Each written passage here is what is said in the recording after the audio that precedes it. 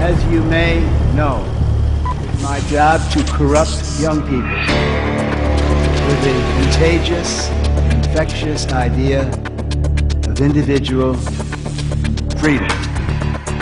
It's my job to encourage you to think for yourself, question authorities.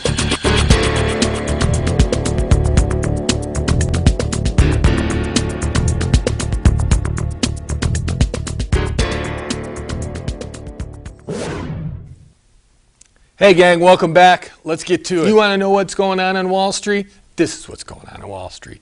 People got tired of waking up every day and knowing that the headlines are never going to change, that the stories are never going to be any different, that it's going to be the same thing every day. Somebody wants more power. Somebody wants more money. Somebody wants something more than they already have now. I hear people say all the time, oh, you're against capitalism. I'm not against capitalism. What are you, nuts? I just believe in a different kind of capitalism than you obviously do. We're against greed. We're against people being put out of their homes and out in the streets. I'm for George Bailey capitalism and not Henry Potter capitalism. This is the kind of capitalism that I'm against and most people that I know are against. We don't want Henry Potters of the world creating Potter fields, putting profits before anything else because they're angry old men who can't get it up anymore and need power and money to sustain them into the grave? Who wants that? What does that get us? A discontented, lazy rabble instead of a thrifty working class. And all because a few starry-eyed dreamers like Peter Bailey stir 'em up and fill their head with a lot of impossible ideas. Now, I say... Just a minute, just a minute. Now, hold on, Mr. Potter. Just a minute. Now, you're right when you say my father was no businessman. I know that. Why, in the 25 years since he and Uncle Billy started this thing, he never once thought of himself. Isn't that right, Uncle Billy? He didn't save enough money to send Harry to school, let alone me. But he did help a few people get out of your slums, Mr. Potter. And what's wrong with that? Well, here, you're all businessmen here. Doesn't make them better citizens? Doesn't make them better customers?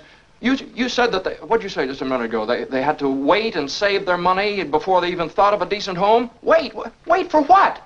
Until their children grow up and leave them? Until they're so old and broken down that do you know how long it takes a working man to save $5,000? Just remember this, Mr. Potter, that this rabble you're talking about, they do most of the working and paying and living and dying in this community.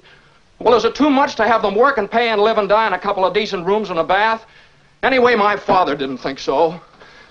People were human beings to him, but to you, a warped, frustrated old man, they're cattle. Well, in my book, he died a much richer man than you'll ever be. I'm not interested in your book. It's a Wonderful Life is a wonderful movie. It's a movie that generations from now are going to continue to watch. And why? Because whether you believe in God or don't believe in God, which is a big premise of the movie, it doesn't really matter. What matters is this movie connects to us and connects to our humanity.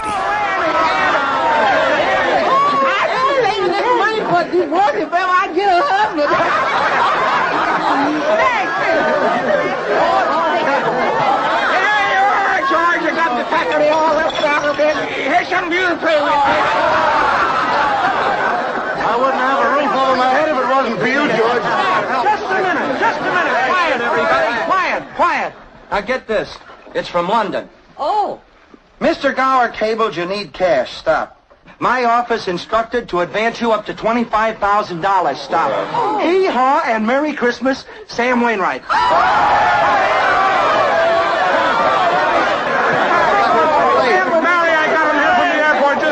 I could. The fool flew all the way up here in a blizzard. Harry, how about your Bedford in New York? Oh, I left right in the middle of it. As soon as I got Mary's telegram. Good idea, Ernie. A toast.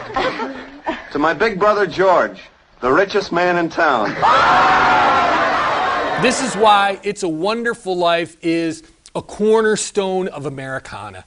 It's a slice into a history and to our way of looking at each other in the best way that we possibly want to see ourselves. We want to see ourselves as the Jimmy Stewart character George Bailey. Somebody who cares about his neighbors and his friends. And he puts people before profits. Not that we don't want people to profit, but not on the backs of others. Not for the sake of other people doing badly and poorly and not being able to have a home to live in and their kids have food on the table. Join me. Pass this video around. Stand up. Say you don't want Henry Potter capitalists. You want people to embrace the George Bailey in everyone. The person who wants to see his fellow man achieve their American dream. Isn't that what America was about? Have we forgotten that this is what being an American is all about? Each other. That's what being an American is all about. Your fellow Americans.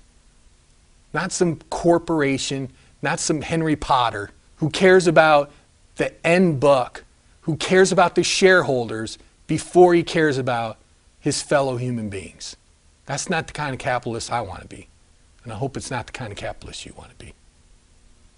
See you guys.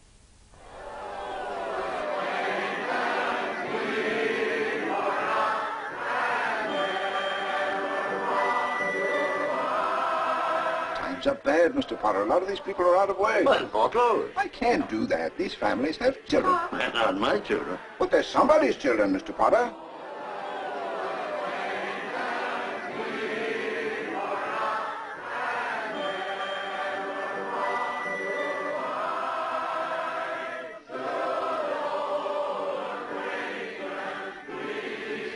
Miserable little clerk crawling in here on your hands and knees and begging for help. Just remember this, Mr. Potter, that this rabble you're talking about, they do most of the working and paying and living and dying in this community. Well, is it too much to have them work and pay and live and die in a couple of decent rooms and a bath?